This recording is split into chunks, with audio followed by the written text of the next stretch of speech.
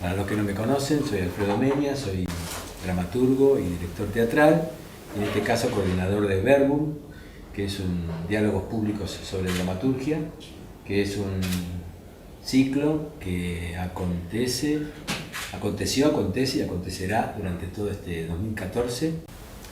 Bueno, hoy tenemos una dramaturga, la primera dramaturga del ciclo. Hasta ahora fueron todos hombres los que vinieron. Yo sé que a ella no le va a gustar esto que yo voy a decir ahora, pero yo creo, digamos, dentro de del panorama dramatúrgico de la Argentina, creo que es la dramaturga más importante que tenemos en el país después de Griselda Gambaro. Y entonces, sin más prolegómenos, vamos a presentar a Patricia Zangaro.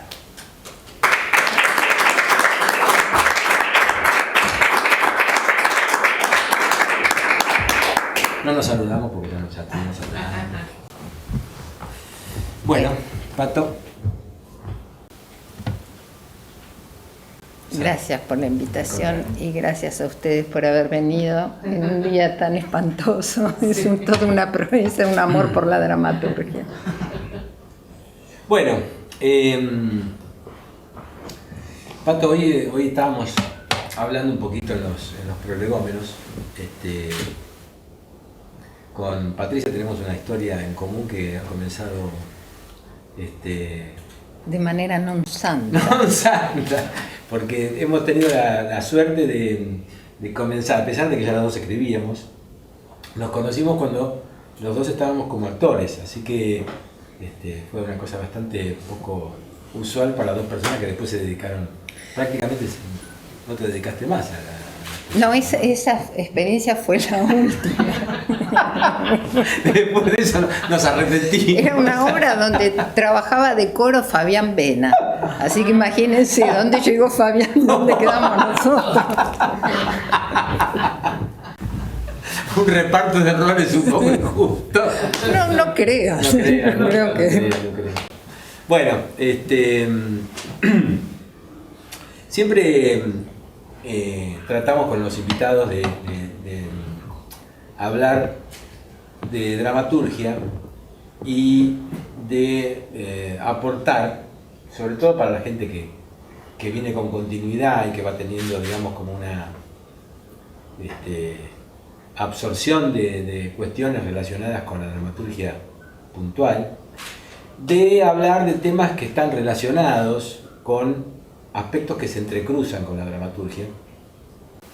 Hemos hablado con muchos invitados, sobre todo sobre el tema de la dirección, que es como una disciplina que se entrecruza, ¿no? Como un maridaje entre puesta en escena y escritura. Y Patricia tiene, hablábamos hoy, una especialidad, podríamos llamar. No sé a qué te vas a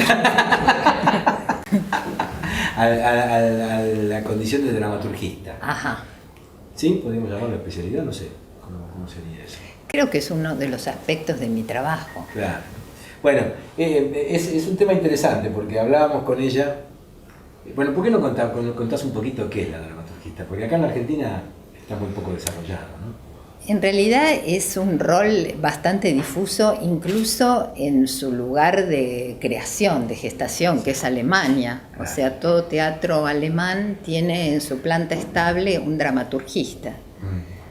Pero en realidad este rol tiene funciones diversas que pueden llegar desde la selección, la participación en la selección del repertorio, tareas más cercanas a la labor de un dramaturgo, como puede ser la adaptación de un texto, la preparación de la puesta en escena junto con el director, la mediación entre un texto y la escena, hasta labores que tienen que ver con el armado de las reseñas para la promoción del espectáculo y cuestiones que tendrían más que ver con tareas de producción, claro, o de publicidad incluso. Así que es un rol bastante difuso incluso en la propia Alemania. En términos generales, ellos tienen como una diferencia en el idioma. Yo no conozco alemán, pero sé que hay dos términos. Uno sería Dramatiker, que sería el autor de las obras de teatro, y el Dramaturg, que tiene que ver con lo que es la interpretación y la preparación del texto para la puesta en escena. Ajá. Entonces, dentro de esta segunda modalidad entraría el rol del dramaturgista. Entre nosotros no es un rol muy difundido. El Teatro San Martín suele incorporar un dramaturgista, sobre todo porque trabaja con repertorio internacional. El Teatro Cervantes trabaja con repertorio de autor nacional. Entonces, sobre todo con la gestión de Kivesteif en los últimos años, este rol empezó como a ser más frecuente, ¿no? Vos hiciste un par de experiencias. Yo hice varias experiencias. Una fue las visiones de Simón Maillard de Brecht para Esturúa en el Teatro Presidente Alvear, que en ese momento todavía no formaba parte del complejo. Después hice con el propio Esturúa Shylock, el mercader de Venecia. Trabajé en La Tempestad de Shakespeare con Luis Pascual, con Jorge Labelli, el Rey Lear. Después hice un trabajo muy lindo con un texto argentino, con Don Chicho de Alberto Novión, que dirigió Leonor Manso en el Teatro Cervantes. Y el trabajo más reciente es Del luto le siente Electra de O'Neill, que dirigió también Esturúa este año en el Teatro San Martín. Y como que armaste con Esturúa, armaste como una especie de dupla, ¿no? De trabajo. Sí, yo creo que me queda grande eso, de dupla, pero... Él siempre quiso que estuvieras vos trabajando con él. Sí, hizo una versión de Arturo Gui, donde trabajó con su asistente, que es Natalia Kovaleva, que no es solamente su intérprete rusa, sino que además es su mano derecha, ¿no? Su colaboradora estrecha. Pero en esta oportunidad, El luto le sienta Electra de O'Neill le planteaba una serie de dificultades al director. Es una obra muy compleja, es una trilogía que si se hiciera tal cual fue escrita duraría 4 horas en escena.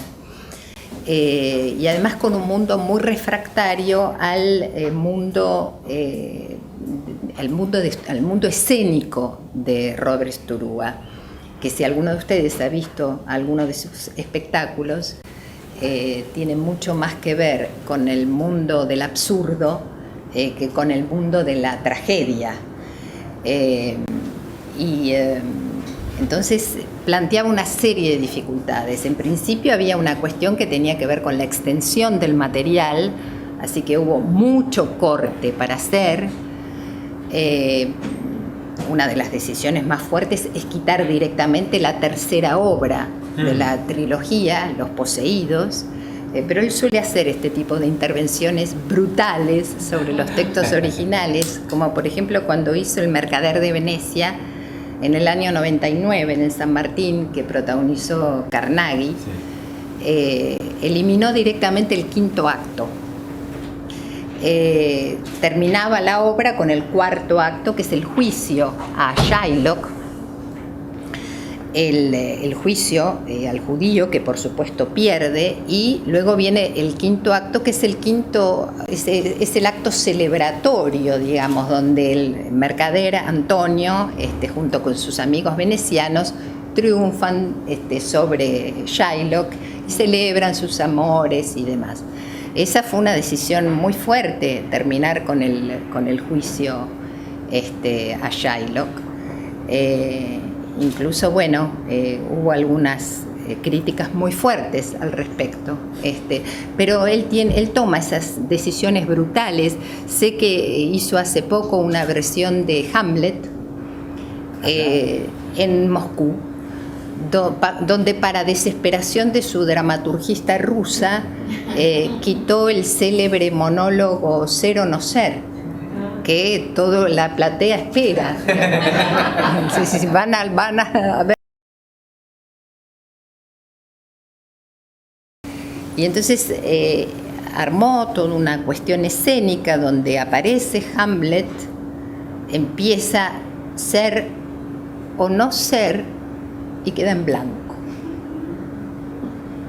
Intenta nuevamente decir ser o no ser y nuevamente queda en blanco. Entonces aparecen los actores, que son a su vez los personajes que componen la troupe que va a representar la ratonera, para entrampar al rey, y empiezan a soplarle la letra, con libreto en mano, ¿no? Pero aún así no funciona. Y entonces en un momento el actor que representa a Hamlet toma el libreto, dice ser o no ser, enciende un encendedor y quema el texto, ¿no? Por supuesto produjo un escándalo en la crítica. ¿Qué significa esto? Significa quemar, además en Moscú, ¿no? Claro, siglos de tradición literaria, ¿no? Yo creo que es todo lo contrario, ¿no? Que es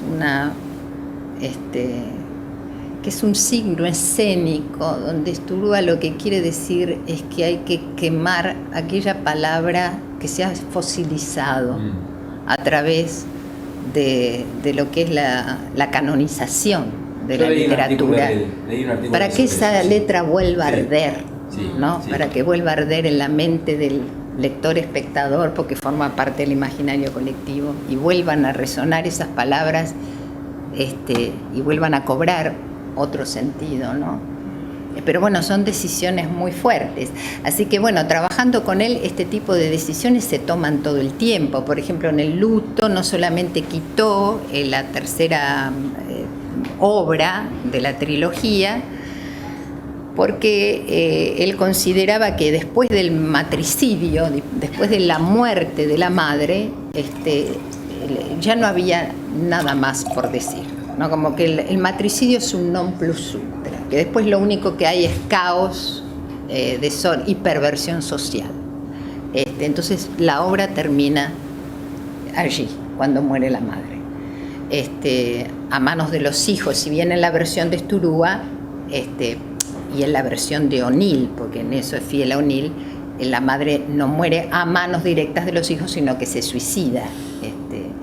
Otra de las decisiones que tomó fue quitar todo el contexto histórico, porque la obra original de O'Neill transcurre al final de la Guerra de Secesión y luego del asesinato de Abraham Lincoln.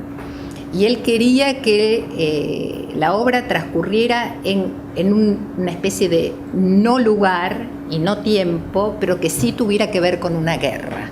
Eso fue muy fuerte, porque entonces esa guerra empezó a tomar otras resonancias. Podía ser cualquiera de las guerras de baja intensidad de nuestros días o nuestra propia guerra de Malvinas. De hecho, esto lo dijo Leonor Manso en uno de los reportajes, y efectivamente la imagen de Daniel Velázquez en el personaje de Orin Orestes remitía inevitablemente a nuestros veteranos de Malvinas. Y justamente para despojar al texto e insistir en esta austeridad y en esta economía, los despojó también de sus nombres, que remitían a nombres de una familia norteamericana, la familia Manon, ¿no? Y cada uno tiene su Ezra Manon, Cristina Manon, Lavinia. Entonces no se los nombra, ¿no? Son simplemente el padre, la madre, el hermano, el hijo, la hija, y solo quedó el nombre de Manon, que tiene alguna reminiscencia del Agamenón original de los griegos, ¿no?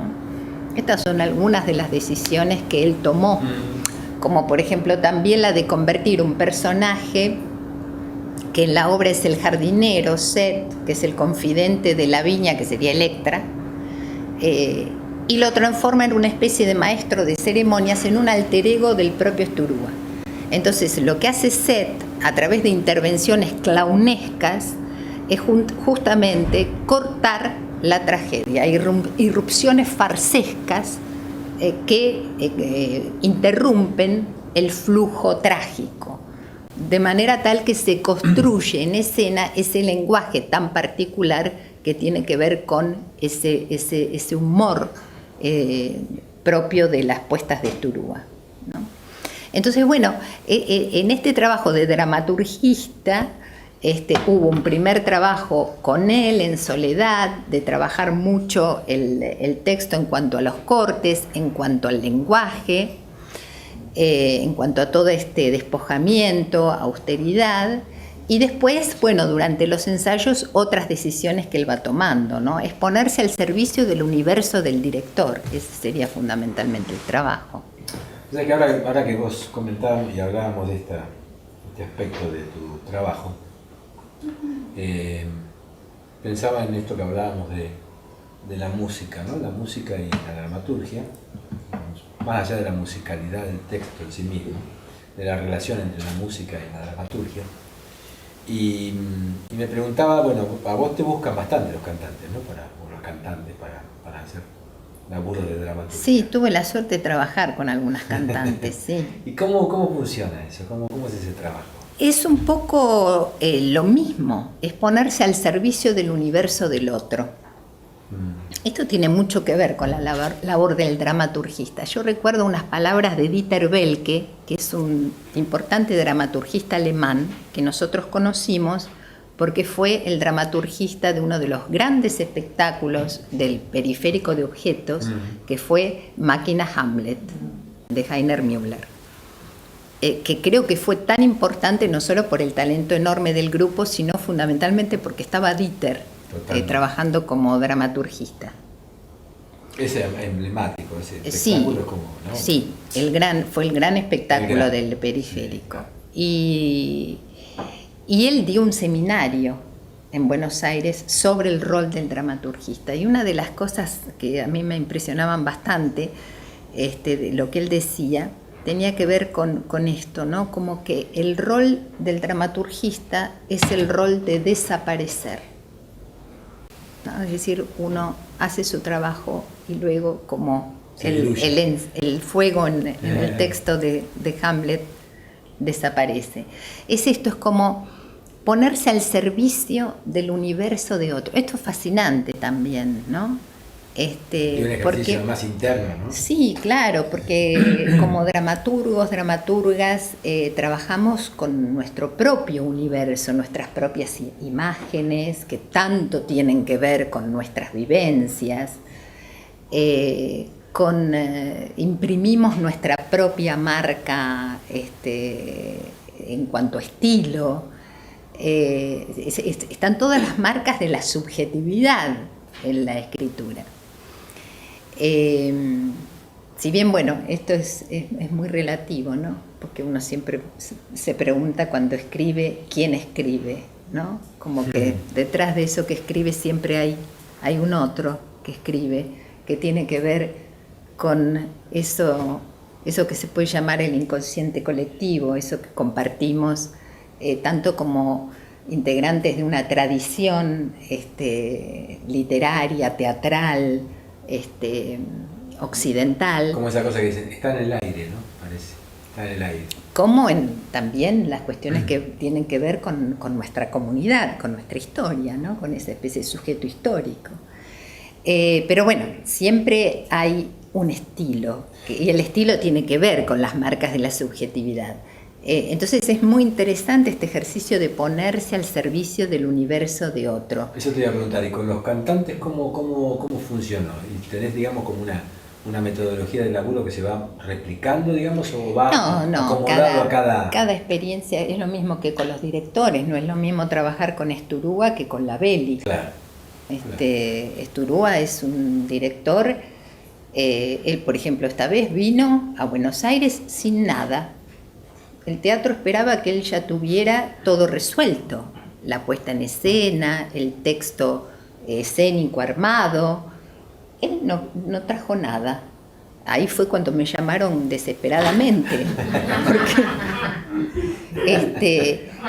Esta ya lo conoce, esta ya lo conoce. Y entonces se encontraron allí él con su asistente y todo el elenco, además con esa formalidad con que trabaja el San Martín, ¿no? Que arman sobre el plató esas mesas enormes y conferencia de prensa, y no había nada.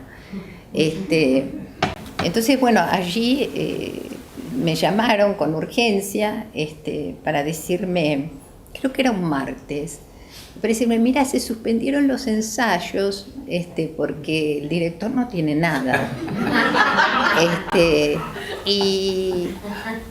Y ese luto le sienta Electra de O'Neill, ¿la conocés? Le digo, ¿cómo no la voy a conocer? Además, curiosamente, con esa obra yo egresé de la Escuela Municipal de Arte Dramático como actriz, haciendo el personaje de Lavinia, así que es una obra que adoro. Dicen, bueno, la idea es que de acá al martes que viene hagas la adaptación. Digo, perdón, es una trilogía, ustedes están totalmente locos. A lo sumo de acá al martes que viene podrán tener un primer acto de la primera obra. Bueno, así empezamos. Lo que ocurre es que él en realidad no tiene nada resuelto, pero tiene unas intuiciones brutales que se van confirmando en el escenario, porque él necesita trabajar hacer trabajo de mesa y después tirar la mesa y largarse a trabajar con los actores, y se mete él a jugar y se tira al piso y hace todos los personajes. Bueno, tiene una cosa como de Cantor, ¿no? Por momentos esa tiene algo de mucho juego, ¿no? Él cree mucho en el juego de los actores. En cambio, Lavelli es un director que todo lo contrario, él tiene todo absolutamente armado y planificado, así que con él se trabajó un año antes, y una vez que él llegó a la lectura, a la primera lectura, habíamos trabajado muchísimo y ya la versión se había fijado y era esa, definitivamente. Bueno, en el caso de las cantantes lo mismo. ¿Vos trabajaste con? Yo trabajé con Cecilia Rosetto. Hicimos un espectáculo que se llamó Bola de Nieve hace unos cuantos años, sobre el maravilloso compositor y cantante cubano, y se hizo con músicos, bailarines y actores cubanos en el Metropolitan. Sí, me acuerdo. Y después con Cecilia, siempre que Cecilia arma un espectáculo, siempre hacemos como una especie de intercambio, ¿no? En lo que sería armar una dramaturgia somera. Pero después trabajé mucho con Mariquena Monti también. Y con ella hicimos 2 espectáculos. Uno se llamó Secretos a 4 voces, que era un espectáculo bastante teatral, porque allí Mariquena interpretaba como actriz y cantante. Perdóname, Mariquena te traía ¿qué? Cuando te convoca, ¿qué te trae? Una idea. Ahí está. Una idea. Ella quería hacer 3 personajes. El primero era Pepita Avellaneda, pero eso lo había trabajado con Pedro Orgambide, que fue el último texto que escribió Pedro antes de partir. Y después tenía otros 2 personajes que eran Edith Piaf y Billie Holiday.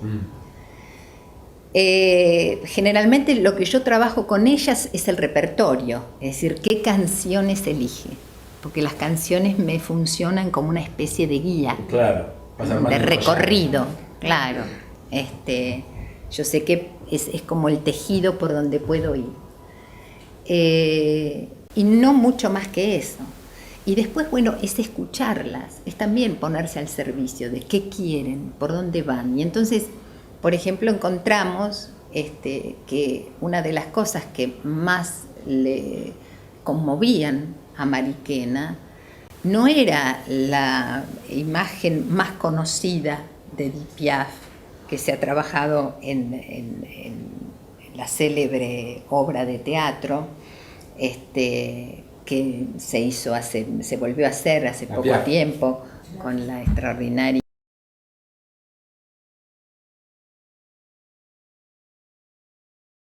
sobre Piaf, donde se aborda los años más duros de Piaf, ¿no? Los años de su relación con el alcohol, con la droga, con la decadencia, sino que a Mariquena la conmovía la niñez de Edith. Entonces trabajamos la niña. Que era una parte menos conocida de ella, ¿no? Sí, se conoce vagamente, claro, pero nos centramos en la niña Edith. Entonces encontramos como que era una especie de artista de circo, callejero, que convocaba a los transeúntes. Esto era de su historia. Sí, sí, sí. Y desde esa imagen del circense se contaba esa primera, la niñez y primera juventud de Edith, por ejemplo, ¿no? Por supuesto, en el caso de Billie Holiday, lo que más la conmovía era la segregación, Claro. Que Billie tuviera que cantar en clubes para blancos, pero que no pudiera compartir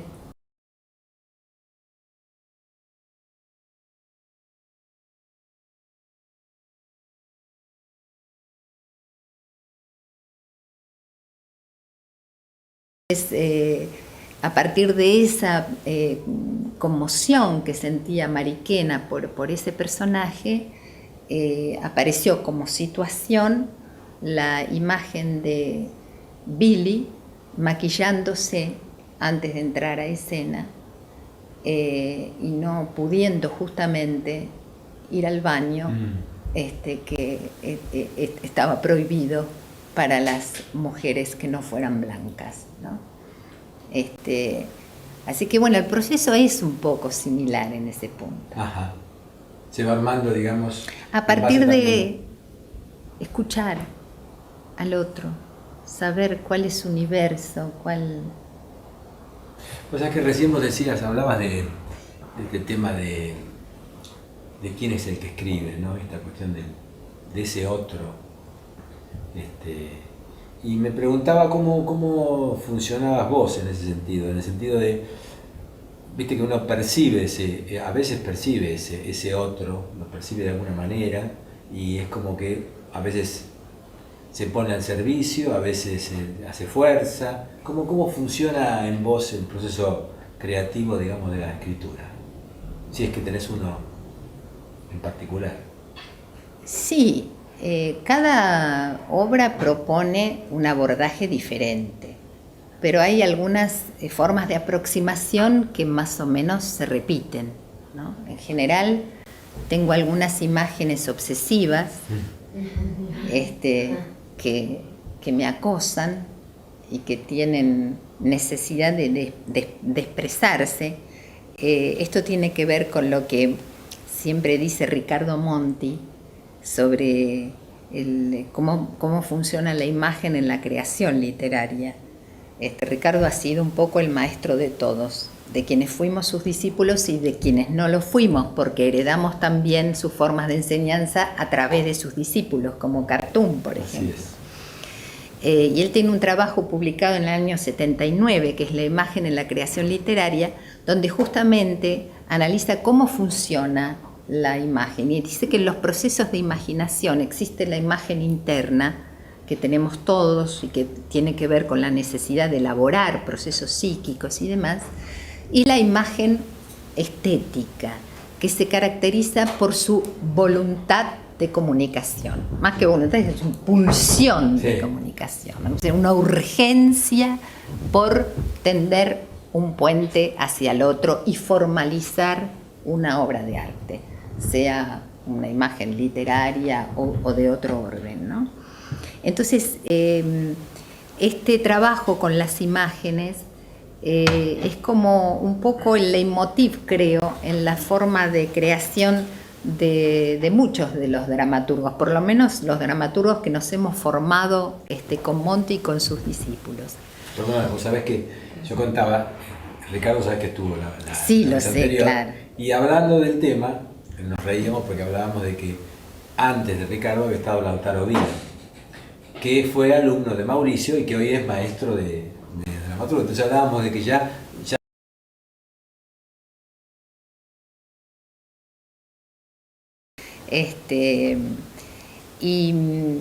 Y entonces, bueno, en general me aparecen algunas imágenes y luego me aparece la necesidad de explorar algún procedimiento, alguna cuestión técnica, ¿no?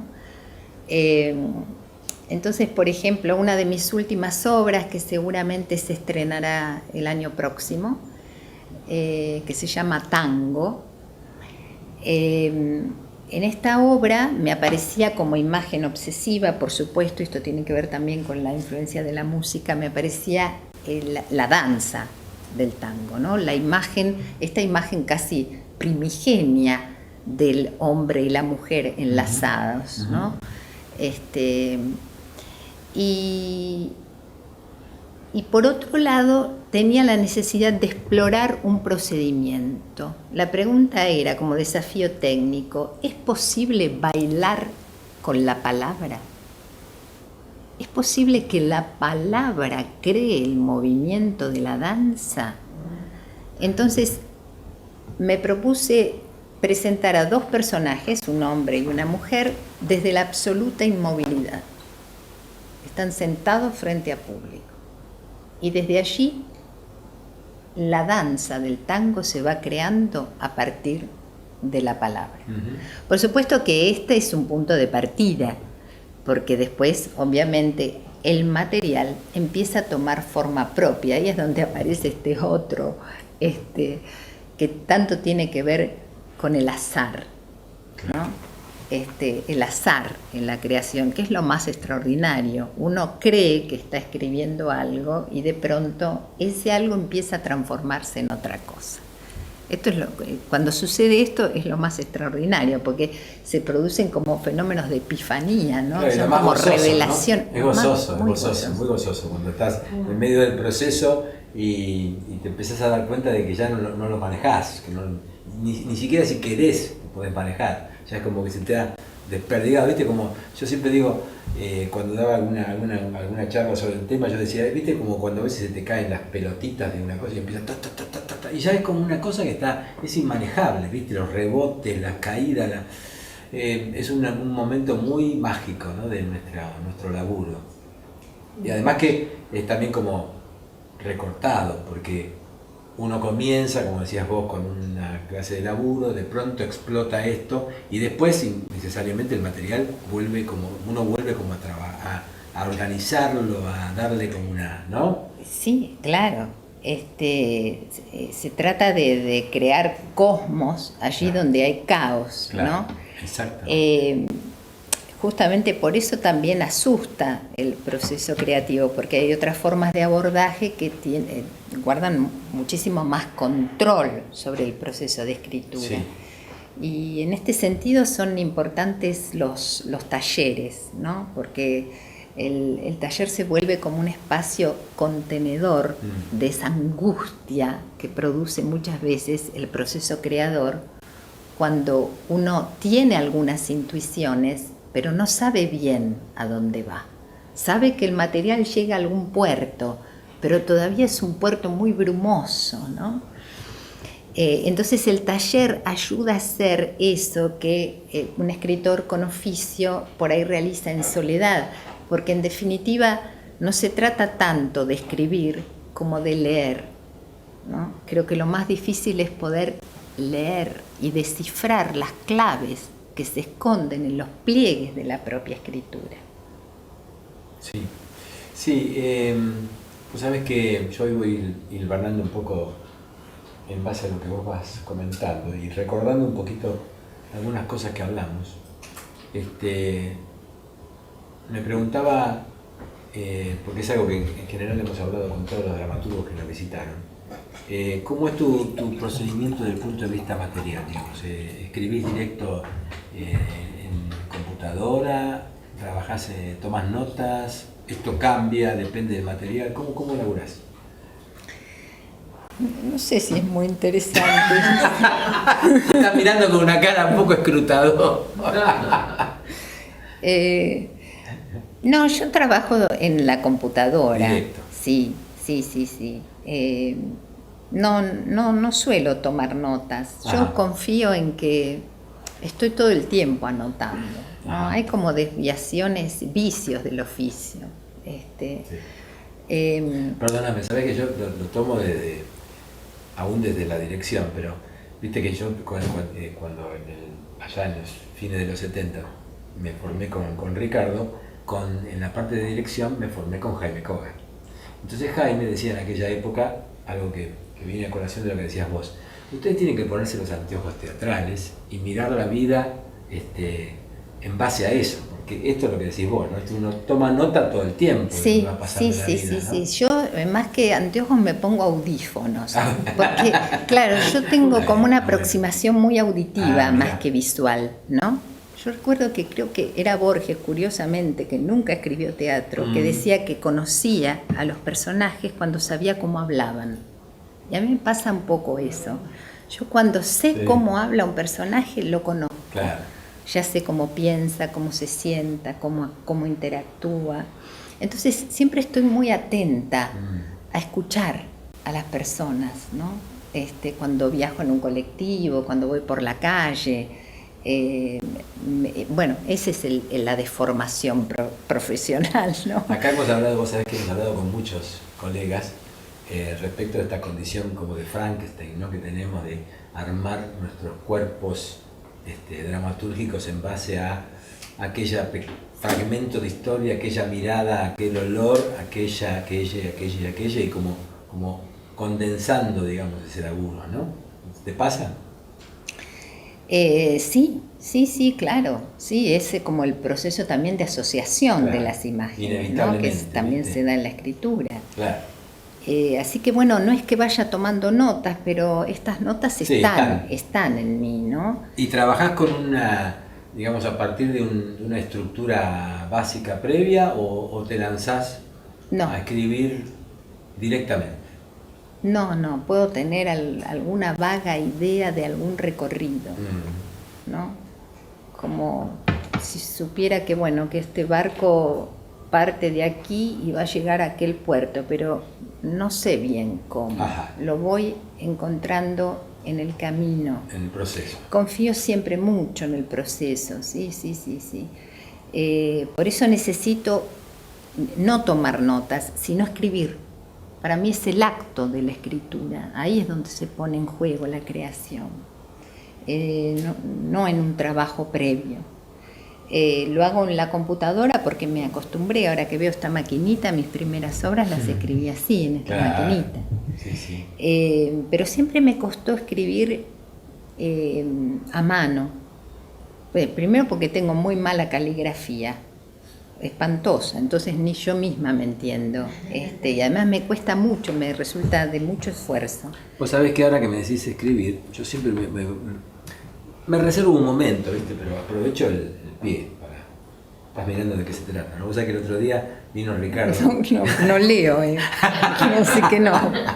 Puede ser cualquier cosa. Esto es un manual sobre hipnotismo. Pero primero le hago este regalito medio como simbólico, que tiene que ver con que le regalamos a cada invitado una pluma para que emblemáticamente tenga la posibilidad de escribir. Y en la anterior, que estuvo Ricardo, todo esto estaba en una cajita muy bonita, ¿viste? Que yo había comprado alguna vez una cajita muy linda, muy trabajada en cartón, pero viste así como antiguo, con muchas de estas. Entonces me permití decirle, mira, acá vamos a sacar las plumas correspondientes a los dramaturgos que todavía nos van a visitar, que sos vos y el que venga. Los otros ya pasaron y esta caja es para vos, porque por esta razón de los hijos, nietos y bisnietos. Así que bueno, esto es para que sigas trabajando con tanta fortuna. Bueno, muchas gracias. La escritura. Yo antes de pasar a nuestra próxima sección, digamos, que tiene que ver con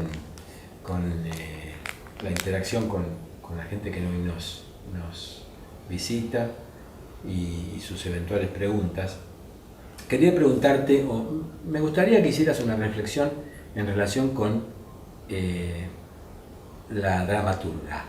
Vos sos formadora también de dramaturgos y dramaturgas. ¿Qué pasa con la mujer hoy en relación con la dramaturgia? ¿Cómo lo ves eso? Bueno, no pasa algo muy distinto de lo que pasa con la mujer en otros planos. Creo que no es casual que yo sea la única mujer en este ciclo, porque no tiene que ver con que no haya mujeres que escriben teatro, tiene que ver con las posibilidades de visibilización de ese fenómeno. El teatro tiene que ver con lo público, entonces allí es todavía más problemática la presencia de la mujer. Es como más frecuente encontrar en la historia reciente de la literatura la presencia de la mujer en la narrativa, en la poesía, es decir, lo que todavía se da en el ámbito de lo privado, de lo íntimo, ¿no? Sí. Pero el teatro tiene que ver con tomar la voz pública, y allí entonces la presencia de la mujer está más silenciada, silenciada. Pero eso no significa que no haya, de hecho acá han venido varias de mis discípulas que ya son dramaturgas, como Raquel, como Selva, como Vivi, y hay una cantidad de mujeres que escriben teatro. Y eso es muy curioso, ¿no? Porque cuando uno piensa en nuestra dramaturgia contemporánea, si hay un nombre insoslayable, es justamente el de una mujer, que es Griselda Gámbaro, ¿no? Cuya dramaturgia yo considero una dramaturgia fundacional. Yo asocio mucho la dramaturgia de Griselda a la de Armando Discépolo. En realidad no la asocio yo, sino ella misma, ¿no?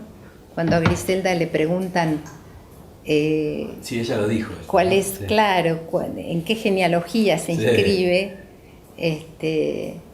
Y suelen asimilarla, o por lo menos en los años en que empezó a escribir, en los años 60, al absurdismo europeo. Ella decía, no, Discépolo, claro, ¿no?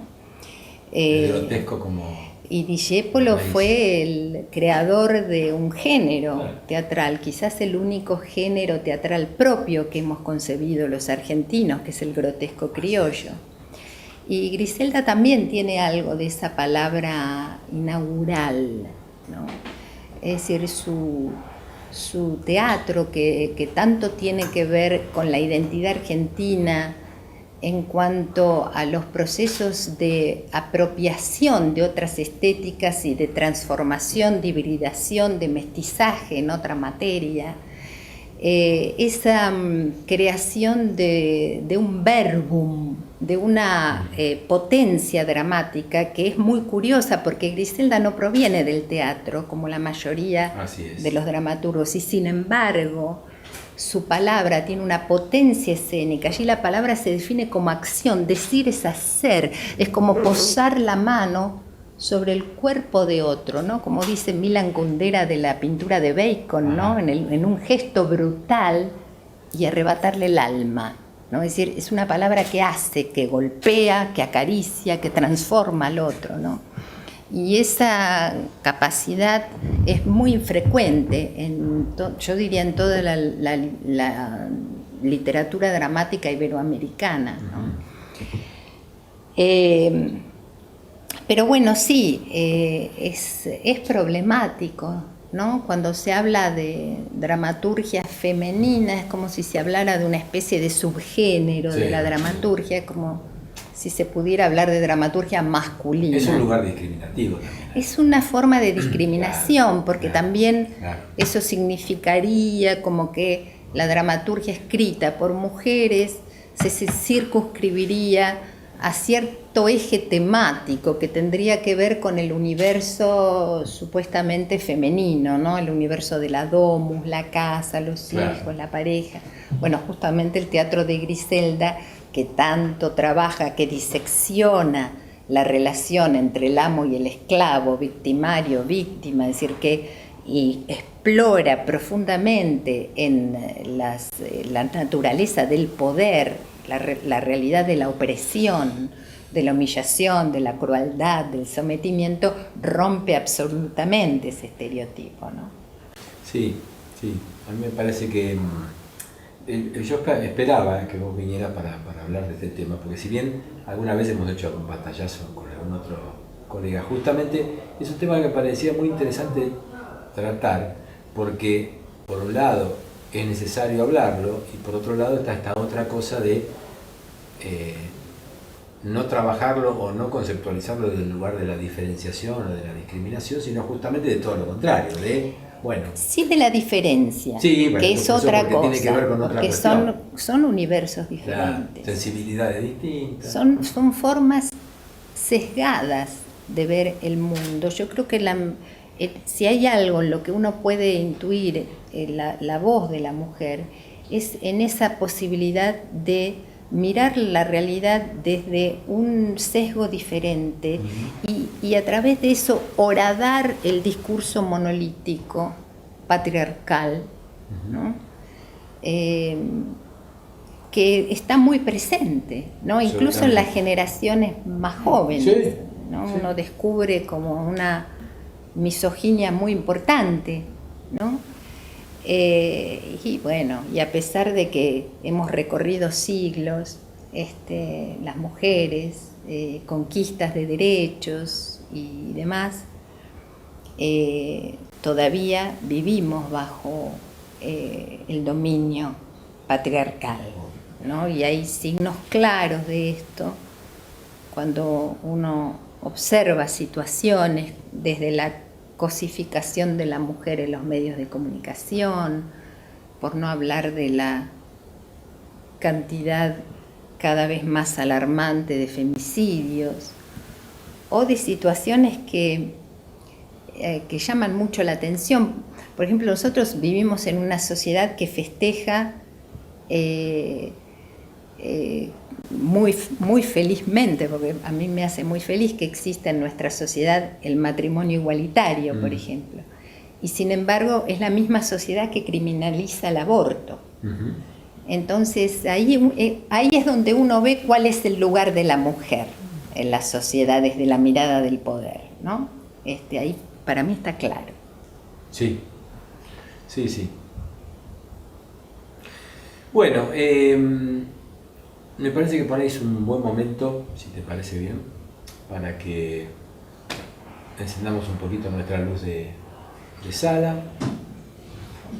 y comencemos a abrir un poquito el espectro, si es que hay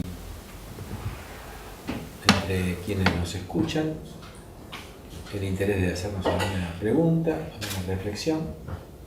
Gracias.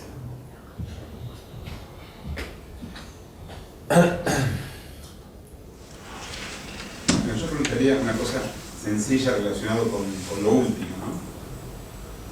¿Cómo se manifiesta entonces esa percepción, esa visión de la mujer en la dramaturgia? Yo creo que se manifiesta justamente, a mí me parece que la condición de la mirada femenina tiene que ver justamente con la incapacidad de capturarlo, ¿no? Con esa múltiple, porque muchas veces cuando se habla del universo femenino también se cae en una trampa, que es pensar que el universo femenino es uno, ¿no? Que también es una especie de cosa monolítica. Y el universo femenino es múltiple, como tantas subjetividades femeninas hay. Entonces me parece que justamente la marca de lo femenino aparece en esa especie de condición múltiple, diversa e incapturable de la escritura, tanto como fue en su momento el teatro de Griselda, que si alguna dificultad tuvo y planteó para la crítica fue esa cuestión de teatro inclasificable. Indefinible, claro. Es decir, no podían clasificarlo dentro de lo conocido. ¿Qué es esto? Es absurdo, realismo no era, es absurdo pero tampoco era, claro. Tenía que ver con la tradición. Me parece que tiene que ver con esto, con la posibilidad de lo abierto, de lo plural, de lo múltiple, de la diferencia. Sé que es muy vago, pero sé con qué no tiene que ver, ¿no? Que es con con visiones cerradas y monolíticas, que me parece que sí tienen más que ver con el universo patriarcal. Cuando digo esto tiene que ver con la cuestión de género, ¿sí?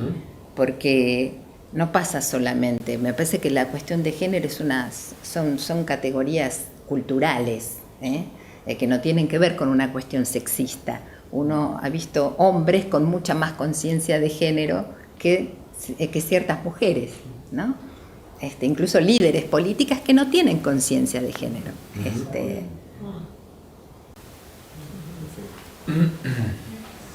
Sí. Quería comentar que me revivió mucho la imagen de la Electra de O'Neill que se vio, ¿no?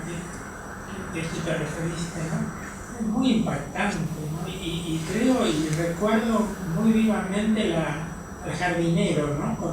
Cortando con ese grotesco tan fuerte. Fue una obra que tuvo un éxito clamoroso. Justamente yo la vi en la última representación que estaba y realmente fue muy emocionante el final, ¿no? Realmente una obra estupenda, una puesta maravillosa.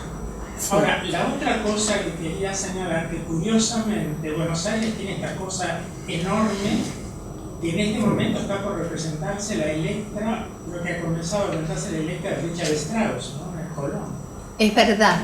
Que sí. Es una obra tremenda de Strauss, que se ha dado pocas veces en Buenos Aires con una cantante excepcional, que fue la que cantó como Brunilda en el Colón, esa especie de maratón wagneriana que hubo en el Colón, ¿no? Pero me digo, Buenos Aires tiene esto, ¿no? Que de pronto dos Electras fantásticas se dan en el mismo año. Sí, es verdad. Con pocas veces de...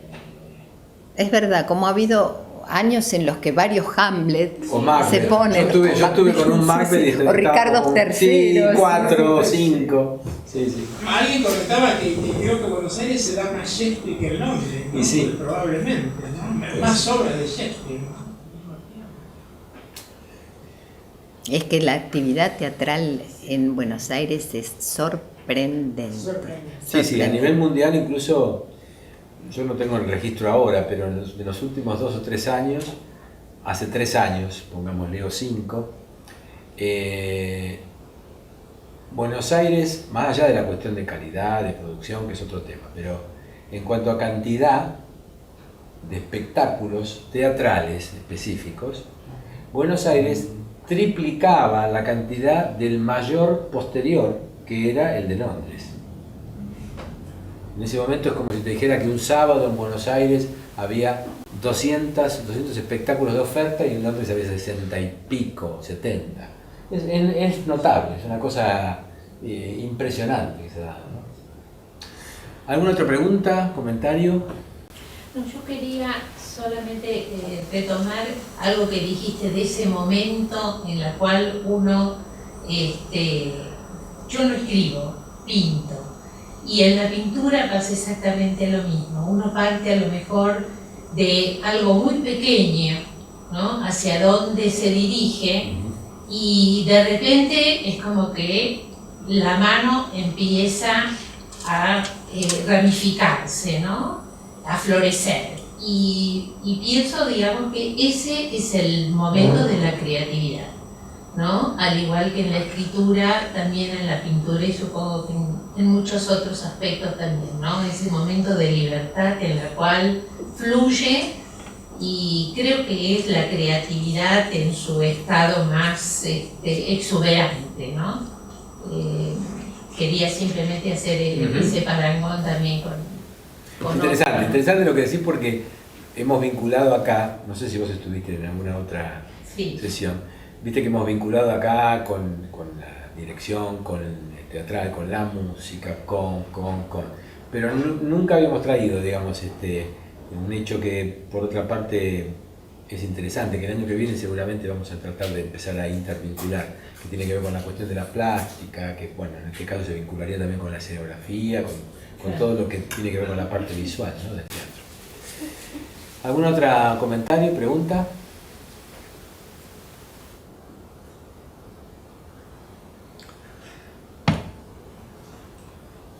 Bueno, porque nosotros habitualmente saben que tenemos como una sección como parte del ciclo que tiene que ver con trabajar en base a un libro de la dramaturga, en este caso, o dramaturgo invitado, y lo hemos denominado el rescate del libro olvidado porque tratamos de que los dramaturgos traigan no el último libro que está en las librerías muy vigente, sino ese libro que han editado, que hemos editado y que en algún momento estuvo y ahora lo tenemos, está más en casa que en las librerías. Y Patricia trajo un libro que realmente es muy interesante. Nosotros hemos tenido la suerte de que hemos tenido como tesoritos que hemos sorteado en este ciclo, y en este caso yo trajo un libro que tiene algunas obras muy interesantes y encima, como si fuera poco, como ella, aunque ahora lo niega, también tiene esa condición de actriz, que solo ejerzo en estos momentos para tortura de los auditorios. Le hemos pedido que si quería pudiera hacer una lectura de algún pequeño fragmento, parlamento de su material. ¿Qué libro es el que trajiste? Bueno, yo hice bien los deberes, Muy porque bien. tomé una obra bien olvidada. Muy bien. Maya, que es la asistente, se pone muy contenta porque ella cuando habla con los dramaturgos trata de algunos dramaturgos dicen, sí, bueno, claro, pero lo que pasa es que en realidad, viste, como la selección del material es toda una historia, pero vos fuiste así muy... Claro, porque este fue el primer libro que yo publiqué, que además fue un libro de autogestión. Con prólogo de Mauricio Cartún, claro, que fue mi maestro. Y una de mis primeras piezas que escribí íntegramente en el taller de Mauricio se llamó Pascua Rea. Se estrenó en el año 91, saquen cuentas. En el Galpón, ¿no? En el Galpón del Sur, una sala que era extraordinaria y que como tantas salas de Buenos Aires desaparecieron, ahora es un garage. Perdóname, una sala que vos sabés que yo siempre digo lo mismo, lo hablaba con Lito otra vez, Lito Cruz, ¿no? Que era uno de los que dirigía la sala. Era como una obra maestra del telón, porque en realidad era un telón, era un galpón todo lleno de telones que cortaban, pero en realidad era eso, ¿no? Y tenía una magia Sí, increíble ese teatro. La dirigió Manuel Yedbamni en su momento. Y es una obra muy difícil de volver a hacer porque es una obra coral, tiene muchísimos personajes. Entonces, bueno, con esta tendencia del pequeño formato, que tanto tiene que ver con las condiciones de producción del teatro en Buenos Aires, estas obras, salvo que las tomara un teatro oficial, ¿no? Que alguna vez el Cervantes decidiera revisitar este texto, es imposible de volver a hacer. Así que bueno, voy a leer la última escena de esta obra, les explico un poquito para que la entiendan. Aquí también yo partí de algunas imágenes obsesivas, en este caso muy autobiográficas, porque tienen que ver con los recuerdos de mi padre a orillas del arroyo Maldonado, hoy la avenida Juan B. Justo. Mi papá en aquel momento era un niño y era una barriada de inmigrantes. A la altura de Segurola vivían ellos. Bueno, estaba llena de recuerdos de los relatos de mi padre sobre lo que era en ese momento, esa barriada, que como tantas barriadas pobres de nuestros días, allí convivía gente de trabajo, malandrines que aprovechaban los vericuetos del arroyo para esconderse de la autoridad, ¿no? Y también aquí esas imágenes pudieron formalizar un texto al explorar sobre algunos procedimientos, sobre todo en nuestros géneros populares, el sainete, el grotesco, también el esperpento, el auto sacramental, porque todo ocurre, por eso se llama Pascua Rea, un Viernes Santo durante el Vía Crucis Pascual, donde la parroquia de Segurola festeja su Vía Crucis, para desesperación de Fray Justo, que es el que encabeza, porque la parroquia de Flores es mucho más próspera. Y entonces tienen un Vía Crucis muchísimo más interesante que este Vía Crucis rotoso de Segurona. Y además con otro problema, que es que todos los Vía Crucis crucificaban a un ciruja que vivía en el arroyo, que era el Chino. El Chino, que además un viejo centenario, que a lo mejor en algún momento había sido un gaucho desertor, obligado, como el Martín Fierro, a participar de las luchas contra los malones. Así que siempre está acompañado de su lanza, que él llama la China, ¿no? Pero el pobre Chino tiene una desgracia, que es que en este Vía Crucis el comisario decide reemplazarlo. Y en lugar de crucificar al Chino, lo pone al Negro. El Negro es un cantorcito imitador de Gardel, de Raval. ¿Y por qué lo quiere hacer crucificar el comisario? Para castigarlo. Porque el Negro ha puesto un garito sin darle aviso a la autoridad, como aviso corresponde. debido. El aviso debido a la autoridad. Entonces ha decidido que lo crucificaran al Negro. Perdóname, Pato, Chino y Negro, ¿quiénes eran en ese momento? Ya no están. Ah, mira, a Era ver. Pérez Sarre Sí. y Oscar Núñez. Ah, mira vos, la conozco. Ah, mirá. Así que también es un homenaje a Sí, estos queridos muy lindo, actores. muy lindo, sí. Estos queridos Sí. actores.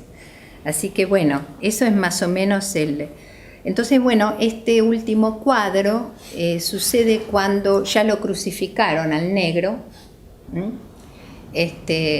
Y bueno, se empezó a alargar como una tormenta y los gringos se fueron cada uno para su casa y lo dejaron ahí crucificado a orillas del arroyo. Dice, ha caído la noche sobre el arroyo, tormenta. El viento ha cambiado, hace frío. Ladran los perros a lo lejos. El Negro tirita en la cruz, pálido y demacrado. Entre las sombras asoma la figura profética del Chino aferrado a su lanza. El Negro llama, borra, borra, borra era el asistente de él, ¿no? Uno que le hacía los mandados. El Negro, borra, borra. El muy hijo de puta estará chupando ginebra con el comisario. Y yo aquí, más solo que los perros. ¡Borra! ¡Borra! A ver si me pesco una calentura. Estos gringos hijos de puta. Más vale contar pulgas en la gallola. ¿Quién me habrá mandado a meterme a Cristo? Suenan truenos lejanos. El Negro, qué noche perra. Con este frío me dejaron en pelotas. Y al de Flores hasta un techo le levantaron. Si me viera la vieja, vieja, viejita, si me viera, meta fomentos en el pecho y una copita caliente, viejita. Y pensar que la dejé para rajarme al trocén. Me encandilaron las luces de la milonga, viejita, perdóname. El Chino, ¿tenés miedo, che? El Negro se vuelve sobresaltado, busca infructuosamente entre las sombras. El Chino se adelanta y se deja ver, fantasmal, bajo la lluvia. El Negro, vos, Chino. El Chino, avanzando con su lanza que brilla amenazadora bajo los relámpagos. Parece que a los nuevos Cristos me los hacen así. Cagones. Son Cristos de una sola Pascua. El Negro, si fuera por mí, hermano, te la regalo la cruz. El Chino, ¿ha visto? No es pa' cualquiera. Pa' cargar la cruz hay que curtirse el lomo, mi amigo. Como me lo he curtido yo, a puro rebenque. Pregúntele al arroyo si no. El viejo Maldonado me ha visto clavado una punta de Pascuas, con sol, con tormenta y hasta con la inundación. Siempre crucificado y mordiéndome las penas, aguantando colgadito en la cruz. El negro: y desclavame, y subite vos, chino, si vos sos el Cristo. El chino: ¿pa' quién? ¿Pa' los infieles esos que me han hecho a un lado como a un perro sarnoso? Ellos lo eligieron a usted, mi amigo. Un Cristo muerto de miedo, ahijuna. Un rayo parte el cielo en dos. La luz permite advertir a lo lejos la presencia de otro Cristo crucificado, el Cristo gringo de Flores. El viento trae sus lastimeros ayes. Cristo gringo. ¡Ayuto! El chino: ¡hablen cristiano, hombre! El negro: ¿de qué te quejas, che? Ojalá a mí me hubieran techado. Cristo gringo: ¡ah! Te quisiera ver al mio posto. Tengo il corpo a moretone, uno per cada súplica, perché a Flores non sommo conformista. Quando le pedimos a Dio, le pedimos in serio, con sangue, sudore e lacrima, e Dio ne cumple, promessa per promessa. Invece di questo arroggio podrido, un canale, ampio, cristallino, proprio come a Venezia. Santa Lucia, Santa Lucia. E me parece ver a la mia mamma che mi apre lo braccio. Figlio, sei tornato? Sì, mamma. Agarré derechito il Maldonado e son tornato in Italia. L'Italia è bella, hai lavoro e pane alla messa, nessuno soffre frío, hambre o ingiustizia. Los italianos somos tutti uguali allo occhi di Dio, perché già lo ha detto la Bibbia, Dio sta in Italia e aspetta tutti los hombres di buona volontà. Cristiani, agarreno l'arroggio Maldonado e vengano alla terra di Dio. Un estruendoso trueno ahoga las palabras finales del Cristo gringo. El cielo se oscurece repentinamente y su imagen desaparece. El negro: ¡che, gringo! ¡Espichaste! El chino: se desmayó. Igual que el negro Anselmo. Le daban sin asco para cumplir las escrituras. Y después lo despertaban con vino de misa y caricias de gringa como a un rey. En Flores hacen buena letra, me lo quieren cebar al mismo Dios.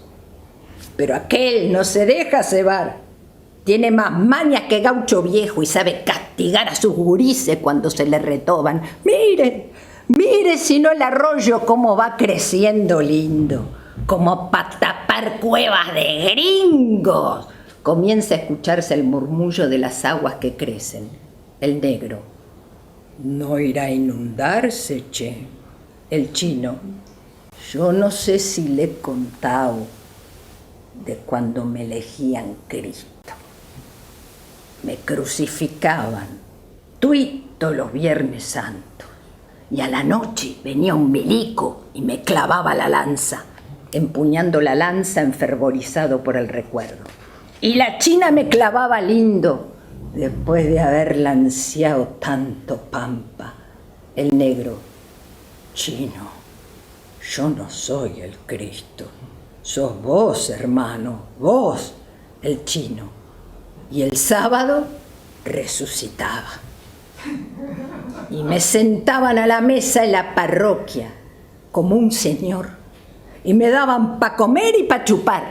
A mí, que tuito me lo han quitado como un señor. Y ahora me han robado también la cruz. Y sabe, mi amigo, ahora no hay mierda que me haga seguir cinchando. Las aguas del arroyo crecen rugiendo. El chino: crezca, amigo Maldonado, crezca como la rabia que me anuda la garganta. El negro, ¡borra! ¡Gringos! ¡Gringos! El chino, mercachifles desalmados, salgan de la cueva para salvar a su Cristo. El hombre lo llama muerto de miedo, carajo. Empuña la lanza desaforado. Vengan, antes que se me retobe la china y se clave lindo en su Cristo el ata. El negro, no, chino, hermano, no. El chino clavando alucinado al negro, yo soy el Cristo, carajo. El Cristo de Segurola, que me sobra mugre y miseria para ser Cristo. El negro en un estertor de muerte, ¡mierda!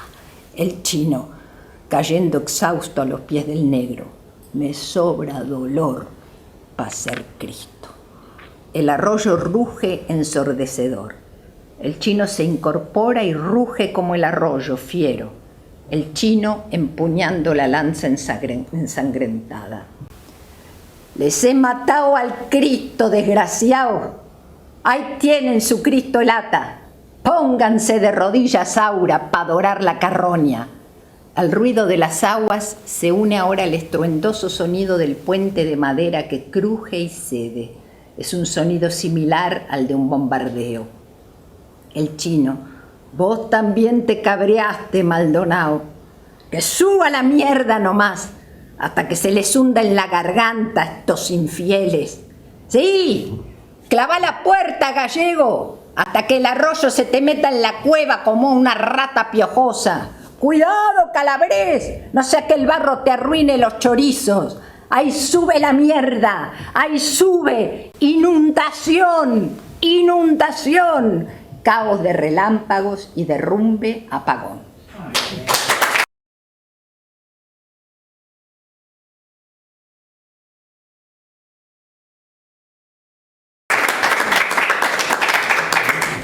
Yo se los dije, se los dije. Pero ella se niega a su costada. Podríamos hacer una hora para dos. Para dos, Claro. como comenzamos. Bueno, muy bien, ahora viene una parte que el público añora bastante, que es que llega el momento del sorteo. Entonces, acá tenemos los numeritos, así que te vamos a dejar a vos que elijas uno, sin mirar, y correspondientemente después al afortunado deberás autografiárselo. Ah, bueno. Así que mirando hacia aquel lado, revuelva.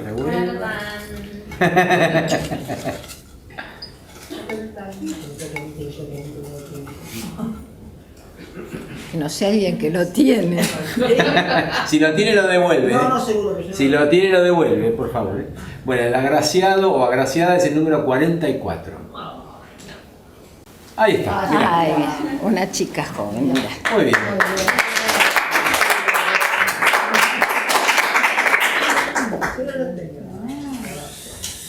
Bueno, después entonces, al final, dámelo. Después al final, cuando subimos a tomar un vinito, Patricia te va a autografiar el material. Pato, vos sabés que todo tiene su premio. Todo tiene su premio. Así que quiero decirte que en este tratado de hipnotismo seguramente voy a poder encontrar acá encuentro. Vos sabés que tenemos dos auspiciantes, uno de lectura y uno de morfina. Ajá. El de lectura es el que en este caso te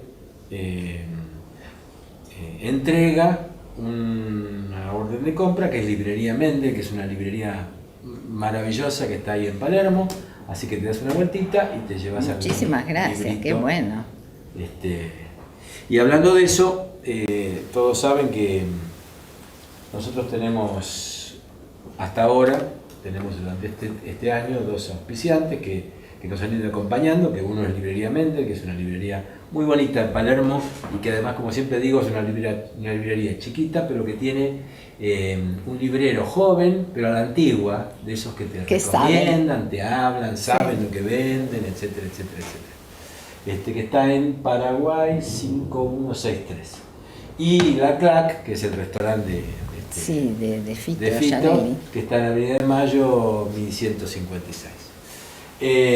Como siempre decimos, este ciclo sería imposible si no tuviéramos la colaboración del Museo del Libro y de la Lengua, de la Biblioteca Nacional, de María Pía López, que es su directora, y de todo el equipo, y de nuestro equipo que nos ha ido acompañando todo este año, Lucas Machoni en la dirección de arte, Anita Meña en la producción y Maya Maschiovecchio, que está en la asistencia de dirección, para los que también piden un aplauso.